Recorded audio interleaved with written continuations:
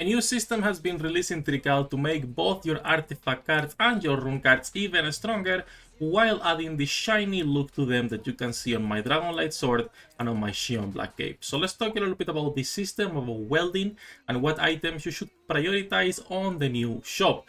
As usual, hello diners, welcome back to Waifus. I'm Sefhi, your favorite gambling addict. Today's topic, welding, and also Seist got reverted for her changes on her quote-unquote book, alright? So she's back to having 2 apostles on her journey, A2, they changed the wording as well, so that's good, they reverted the changes, and they gave us 1000 gems and a random 3-star Mad Apostle gacha ticket, so pretty good, that's the first thing.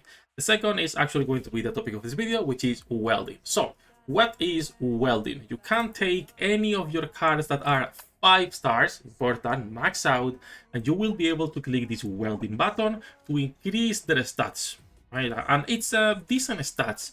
For the price, is not that good considering how expensive it is, and we'll talk about that later, but you basically will get increased stats only on the top stats, not on the passive. So this still remains 40%, 112. The only thing that changes is the HP and incoming crit. In here, the HP and the attack. In here, the attack and attack speed, etc. So that is welding. It only works on items you have max out. If you don't have the item max out, you go into any of them, welding, +2, and I cannot weld because the card star rating is too low, alright? So you need to have them at 5 stars. That's already pretty expensive, but it's not the biggest issue, I will say, with the system. But that is what welding is. Works for both your artifacts and your rune cards, as you can see on my Combat Master. Alright, so that is the overview on the system. Let's also talk about the shop really quickly, see what you can get in the shop, and then later we'll talk about the priority. So you can get in this new shop with the currency card crystal. To get card crystals, it's only when you pull on the gacha and you pull an artifact or a rune that you already have maxed out, and then it will give you dupes, and with this currency, which is called cord crystal. These cord crystals are really hard to come by as a free-to-play. I think this is a shop that for the most part is going to be for really big whales. It's not really free-to-play friendly in my opinion. Even the cosmetics are really expensive, 4,000. So what can you buy here? Cosmetics for your cards. Simply, you will be able to decorate all of your cards with this. They are not animated, it's nothing, it's literally just this icon on top. I don't like it too much because if it was animated or bringing something else, I could see it, but just the decoration on top for 4,000 feels way too much. You can also get legendary card selection chest, which is pretty good. This is for legendary items, so purple and yellow. You can also get unique artifact selection chest for both cards and runes. These are kind of expensive because it's blue and it's 300 currency. A lot of people might not have 300 currency to begin with, right? So it's kind of expensive considering it's only a blue one. And you can get 3 multis for the card gacha. And lastly, the sunshine tokens, which is the currency you use to upgrade your artifacts.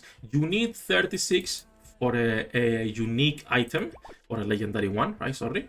You need less for unique and even less for green items. So that's the overview of the shop. Now, what should you be buying? If you're a free-to-play, outside of the tickets, I don't think you can really get many things. I can see maybe people grabbing this unique artifact selection chest because it will allow you as a free-to-play to max out one of the best items in the game, which is going to be J Codex. But it's only for the J Codex. Like, if you already have the J Codex maxed out, I wouldn't recommend that at all. There is not a single item outside of the J Codex that it's worth getting for a free-to-play. So the unique artifact selection to grab more J Codex, I can see it. I would never touch the rune cards. The card gachas are also pretty decent for free-to-plays, but again, it will take a long ass time. And then when it comes to sunshine tokens, you need 36 of these guys. I think this is not realistic for free-to-plays at all. Hopefully, they add these tokens into events in the future and other places so people can get them, because at the moment, it just makes no sense how many pulls you need to do in order to be maxing out some of these artifacts and getting enough leftover currency to also grab your sunshine tokens. So for free-to-plays, slowly over time, you could be getting some sunshine tokens, but I would prioritize these until you max out J Codex and then just more tickets to Gamba, because we all love gambling. I would not say for the cosmetics, but it's up to you if you want to, because 4,000 might take you literally years depending on RNG. For spenders, these legendary ones are really good, and obviously sunshine tokens as needed to level up your items, to weld them.